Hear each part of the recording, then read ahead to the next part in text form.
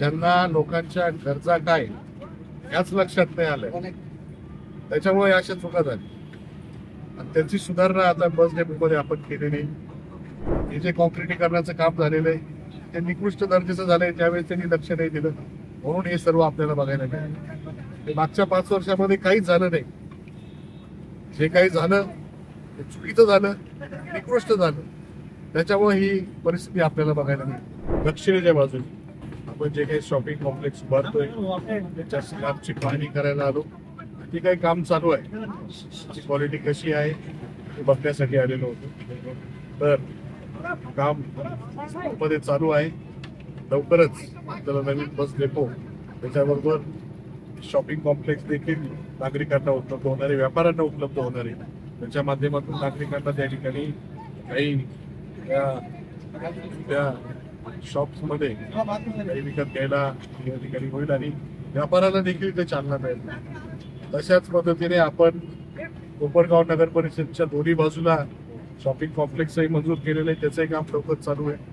बाजार तळाच्या इथेही शॉपिंग कॉम्प्लेक्स मंजूर केले, त्याचंही काम लवकरात लवकर चालू होणार आहे. म्हणून आपल्याकडे आता 4 नवीन शॉपिंग कॉम्प्लेक्स होत आहे.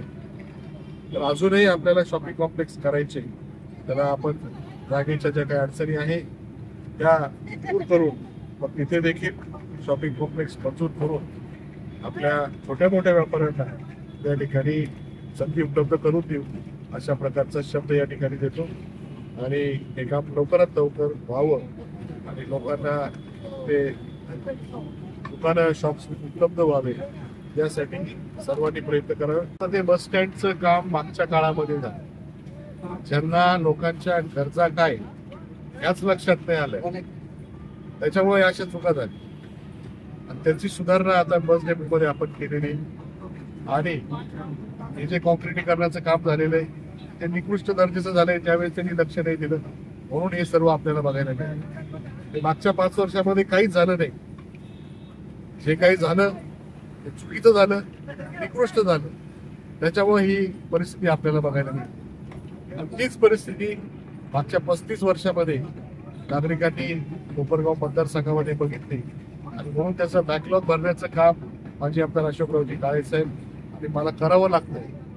जर 40 वर्ष सत्ता देऊन जर आपण त्यांच्याकडनं कामं अपेक्षा ठेवून त्यांना निवडून दिलं, कामं होत नाही त्यांच्याकडनं, झालेले कामं चुकीचे झाले, तर आपण काय करतोय हा खरा प्रश्न नागरिकांनी स्वतःला विचारला पाहिजे. आणि आज लोकांना सगळं जाणवतंय. आपण पाहिलं 5 नंबर तलावाचं जलपूजन झालं, आपल्याकडं दिवसाड देता येईल एवढं पाणी साठा आहे. आपण तुर्तास 3 दिवसाड देतोय, पण जे काही शिफ्टिंगचे काम आहे, टाक्यांचे कामं करून आपल्याला दिवसाड द्यायचं आहे. आणि 1 ते 4 तलावाचं काम झालं, आपल्याला रोज पाणी देत आहे. आणि म्हणून त्यांना काही सुचना, त्यांना विकासावर बोलायला काही राहिलेलं नाही. आणि म्हणून लोकांची दिशाभूल करण्याचं काम, चुकीचे आरोप करायची, बदनामी करायची, लोकांचं काय म्हणतात का विषय डायव्हर्ट कसा होईल या पद्धतीने त्यांचं काम चालू आहे. म्हणून माझी लोकांना विनंती, त्यांच्याकडे लक्ष देऊ नका. पण पुढं जे काही आपल्या अपेक्षा असतात ते मी 100% पूर्ण करणार आहे. अशा पद्धतीचं काम प्रामाणिकपणे केलेलं आहे. दादा, अनेक रस्ते जे आहे आता धूळमुक्त झाले, परंतु कोपरगाव बसताना कधी धूळमुक्त होईल असा प्रश्न आहे. त्यासाठी काय प्रयत्न असतात? याला आता रिपेअर करायला परत निधीच लागणार आहे.